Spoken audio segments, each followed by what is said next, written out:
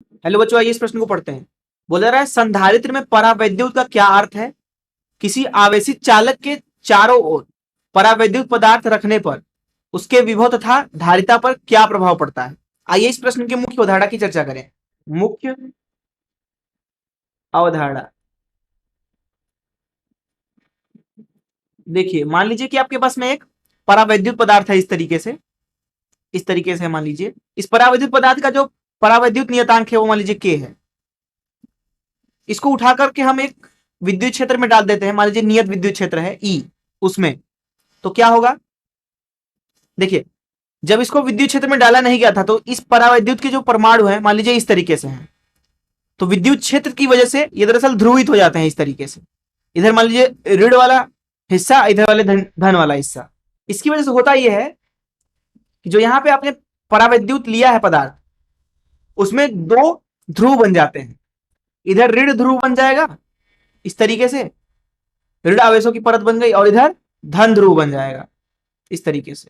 इसकी वजह से आप यहां पे देख सकते हैं कि इस पदार्थ के अंदर इधर की दिशा में एक विद्युत क्षेत्र बन गई इन आवेशित परतों की वजह से। उसको हम ई आई नाम दे देते हैं। तो अगर हम यहाँ पे परावैद्युत पदार्थ के अंदर कुल विद्युत क्षेत्र लिखना चाहें या प्रभावी विद्युत क्षेत्र लिखना चाहें तो वो किसके बराबर होगा? वास्तविक विद्युत क्षेत्र ऋण प्रेरित विद्युत क्षेत्र। दरअसल ये बराबर होता है ई भागे के। अर्थात अगर आप किसी एक परावैद्युत पदार्थ के ऊपर ई विद्युत क्षेत्र लगाते हैं तो उसके परावैद्युत नियतांक अगर के है पदार्थ का, तो उसके अंदर विद्युत क्षेत्र 1/k गुना रह जाता है। तो ये आप पहली चीज समझे। दूसरी चीज यहां पे ये समझिए, मान लीजिए आपके पास में दो समांतर प्लेट संधारित्र हैं इस तरीके से, ठीक है।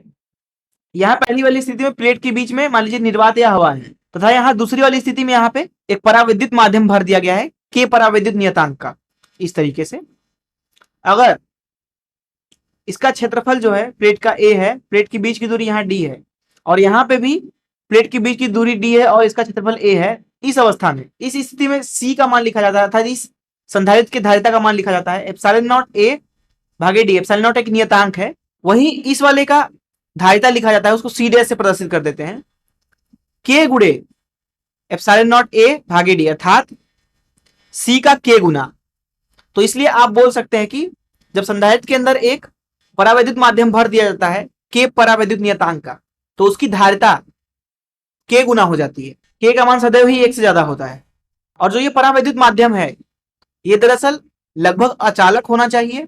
एक चीज और यहां पे समझिए, कहीं पे मान लीजिए इस तरीके से विद्युत क्षेत्र है ई, अगर आप उस ई विद्युत क्षेत्र में डी दूरी चलते हैं तो विभवांतर मान लीजिए वी आता है, तो वी का परिमाण लिखा जाएगा ई गुणे डी के बराबर। बस ध्यान रखना है कि पूरे डी दूरी के दौरान विद्युत क्षेत्र का परिमाण जो है वो ना बदल रहा हो, और डी है एक सीधी दूरी, अर्थात इसको बोल सकते हो विस्थापन भी है, ये विस्थापन का परिमाण विद्युत क्षेत्र ई में। तो इस मुख्य उदाहरण, चलिए प्रश्न को हल करते हैं। देखिए, प्रश्न में हमसे पहले भाग में पूछा जा रहा है कि संधारित्र में परावैद्युत का क्या अर्थ है।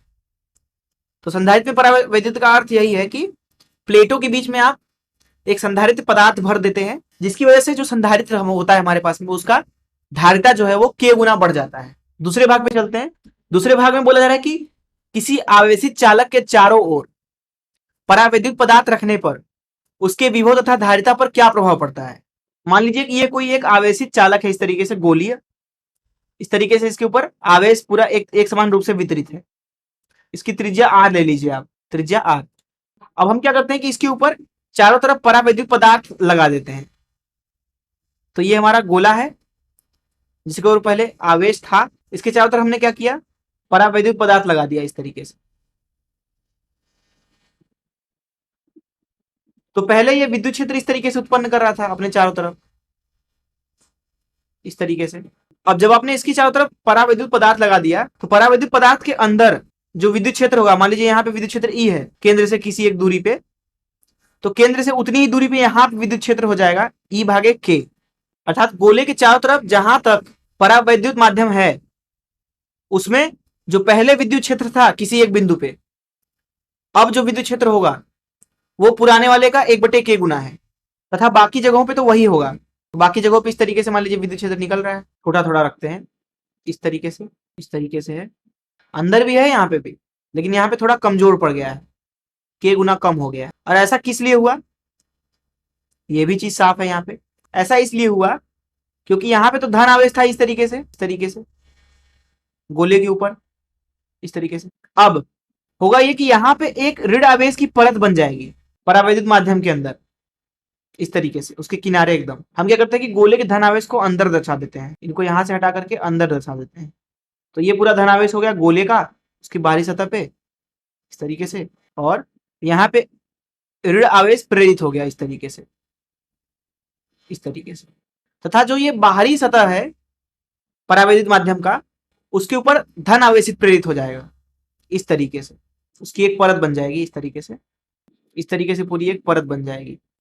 अब देखिए, जितना आवेश यहाँ बाहरी सतह पे प्रेरित हुआ है उतना ही आवेश अंदर भी हुआ होगा, क्योंकि जो हमारा परावैद्युत माध्यम था जिसको हमने सतह के ऊपर लगाया चारों तरफ, पहले तो वो उदासीन था, तो अब कुल आवेश उसके ऊपर अब भी शून्य होना चाहिए। अभी मान लीजिए इस पहली वाली स्थिति में गोले का जो विभव है वो मान लीजिए v है उसके सतह का, और यहां दूसरी स्थिति में मान लीजिए सतह का जो विभव हो गया वो v डैश हो गया।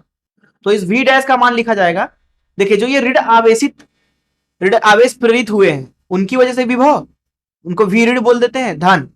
गोले का पुराना वाला विभव v धन, बाहर के जो धन आवेशित परत है उनकी वजह से विभव, जिनको v धन बोल देते हैं। अब देखिए ऋण आवेशों की वजह से जो विभव होगा वो तो ऋणात्मक ही होगा, तो v ऋण जो है वो ऋणात्मक है, v धन जो है वो धनात्मक है। लेकिन एक चीज तो निश्चित है कि जो यहाँ v ऋण है उसका परिमाण ज्यादा है v धन की वजह से, क्योंकि v ऋण वाले काफी करीब है सतह के, और जो धन परत है परावैद्युत माध्यम में वो दूर है सतह से। इसकी वजह से आप यहाँ पे ध्यान से देखें तो ये है v धन v ऋण धन v धन, जो ये वाला पूरा पद है ये ऋणात्मक आएगा। इसकी वजह से जो यहाँ पे जो ये वस्तु था आवेशित चालक वस्तु, उसका विभव घट गया, अर्थात यहाँ पे जो v डैश है वो कम है v से। अब जो धारिता का सूत्र होता है वो होता है Q बराबर CV। दोनों ही स्थितियों में सतह के ऊपर उतने ही आवेश हैं Q, यहां पे भी Q ही है आवेश कहीं तो गया है नहीं, सतह पे जो था यहां पे भी आवेश Q था, लेकिन दोनों ही स्थितियों में विभव अलग अलग हो गया। तो अगर पहली स्थिति में हम धारिता लिखना चाहें तो उसको C बोल देते हैं, तो C का मान लिखा जाएगा Q बराबर CV से Q भागे V। वहीं दूसरी स्थिति में धारिता को अगर हम C डैश बोल दे तो वो हो जाएगा आवेश अभी भी उतना ही है Q भागे विभव उसका। अब विभव कितना हो गया है V डैश।